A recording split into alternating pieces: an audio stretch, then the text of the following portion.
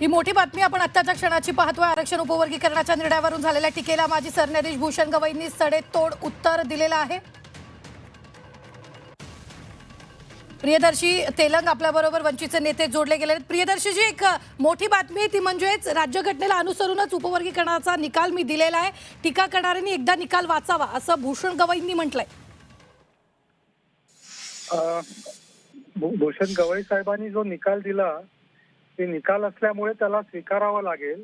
पण एक गोष्ट क्रीमी लेअरच्या संदर्भामध्ये किंवा याच्या संदर्भामध्ये जी आहे त्यात इंदिरा शाहीचं जे 9 जजेसचं जजमेंट आहे त्याच्यामध्ये क्रीमी लेअर हा शेड्यूल कास्ट शेड्यूल ट्राईबसाठी लागू होणार नाही असं म्हटलं गेलं। मग ज्युडिशियल प्रेसिडेंट हा भूषण गवईला मान्य नाही का? भूषण गवई यांनी जेव्हा क्रीमी लेअरच्या संदर्भात जी चर्चा करतायत पाय उतार झाल्यानंतर सुद्धा किंवा रिटायरमेंट नंतर सुद्धा ज्युडिशियल प्रेसिडेंट हा भूषण गवई साहेबांना मान्य नाही का? सुप्रीम कोर्टाचे जे निर्णय असतात ते सगळे निर्णय खालच्या कोर्टाला आणि त्या प्रेसिडेंटला स्वीकारावं लागतं।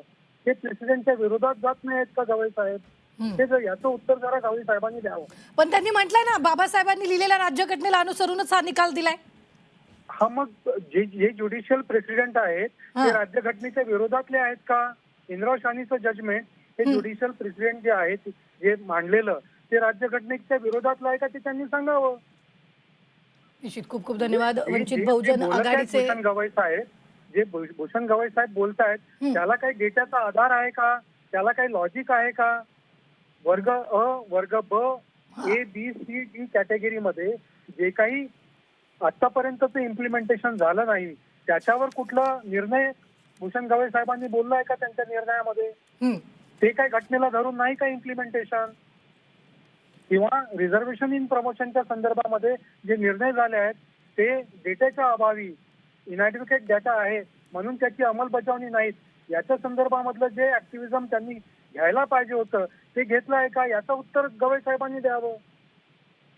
सो त्यांना जे कन्व्हिनियंट आहे ते कन्व्हिनियंट आणि घटनेच्या आधारावर घेतलं असं सांगायचं आणि इम्प्लिमेंटेशनच्या संदर्भामध्ये जे आतापर्यंत इम्प्लिमेंटेशन झालं नाही याच्याबाबत काही निर्णय बोलताना किंवा काही निर्णय नाही देत ते घटनेच्या आधारावर नाही असं जे काही सांगतायत ते अगदी चुकीचं आहे। आणि 15(4) 16(4) हा जो आणि संविधानाच्या अंतर्गत जे काही आर्टिकल 342 पार्लमेंटला अधिकार देते सब कॅटेगरायझेशनच्या संदर्भामध्ये तो ज्युडिशियलला अधिकार नाही आहे, तो पार्लमेंटचा अधिकार आहे। याच्यावर सुद्धा त्यांनी भाष्य करा। बरं, खूप खूप धन्यवाद। प्रियदर्शी तेलंग आपल्याबरोबर जोडले गेलेले होते। मात्र आताच्या क्षणाची सगळ्यात मोठी बातमी आपण पाहतोय। आरक्षण उपवर्गीकरणाच्या निर्णयावरून झालेल्या टीकेला माजी सरन्यायाधीश भूषण गवईंनी सडेतोड उत्तर दिलेलं आहे। तर या निकालातून आंबेडकरी जनतेशी कोणतीही प्रतारणा झालेली नसल्याचं गवईंनी टू द पॉइंट मुलाखतीत बोलताना म्हटलेलं आहे।